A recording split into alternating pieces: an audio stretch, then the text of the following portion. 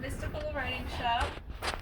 I'm here today with these beautiful flowery trees, and I want to tell you a very nice short story I wrote for my YouTube friends and inspired by them. You can like and share my YouTube, and the story is called The Mastery of Four Guys. Why are you being mean to me? What's your problem? Did I ever do anything to set you off? Give me my tablet back! Exclaims Chance. You can't have it back. I won't allow it. Ha ha ha, it's all a game, said Josh with a dark look in his eyes. He swishes his black trench coat around himself and spreads his legs. His eyes look fierce. The windstorm couldn't be better. The wind blows gusts through his black shoulder-length hair. I'm playing games with nobody. You can't have her. She's all mine, says Chance, as he stands up, punches his hand, and starts making up some rap to himself. Josh holds his mouth open in a look of disapproval and strokes his chin. I can only be sure to see what your lady is pleasing. Dude, we used to be friends, you know, Josh said with an awkward grin, biting his lip. Along comes his lady, fine and beautiful as ever. Josh's jaw drops at her amazing beauty. Her combat boots clunk on the ground. She flashes him her beautiful black eyelashes and takes off her hood for her red cape she's wearing in the rays of sunlight, revealing a bow on the side of her head. Her hair comes down in waves. Her body sways and her dress is glistening and of a velvet light blue color. Her beautiful husky at her side has snowflakes that are left with every step it takes. And she has sparkles in her blue eyes from the glare of the sun. Her tongue hangs out, and she looks like she's smiling. Her ears are perky forward, ready for what's next.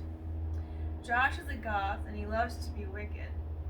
He's been studying the dark arts, and his style and hair are fit for it all. His boots are red, though.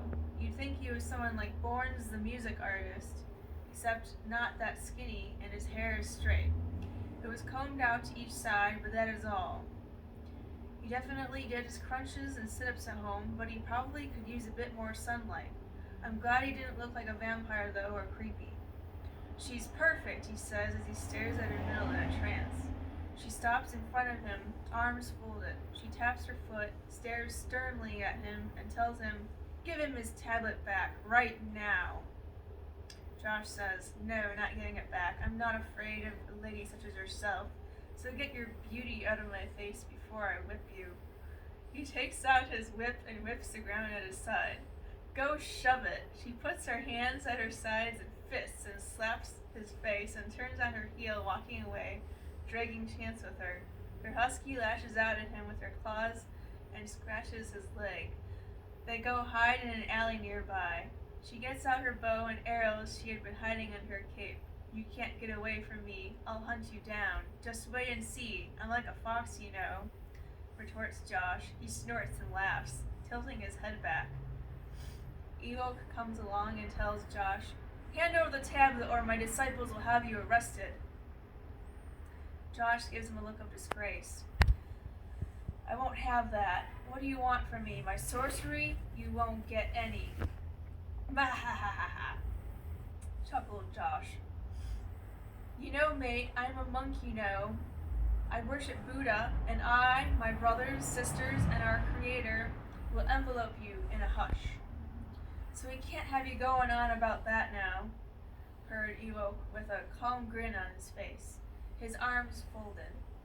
He stood there proudly, all nicely robed and shining baldly in the rays of the sun. "We'll see, won't we? I could stand here and allow you all to overcome me, or I could stand my ground and shake and shiver you." "Where are your folk anyway?" Josh asked, and declared with competence. Ewok turns his head and says, "Well, they can be here any second. They're somewhere near waiting for you.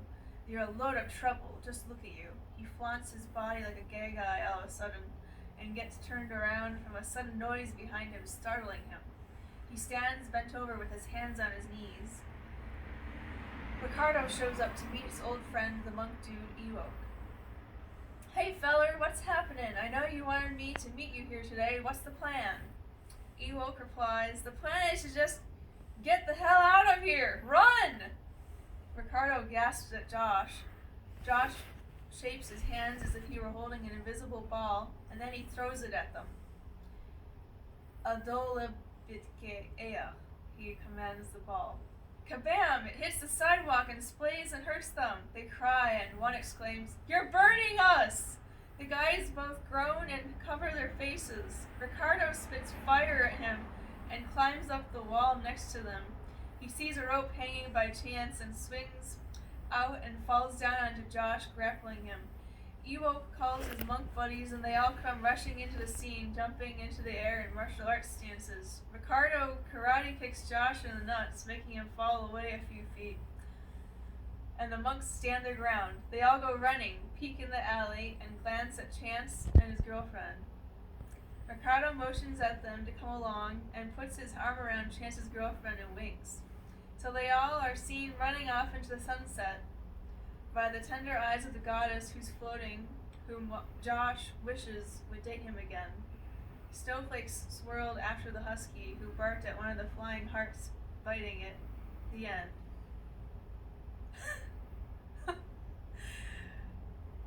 Thank you so much for reading, and don't forget to like and share my YouTube page. Have a great night, everyone.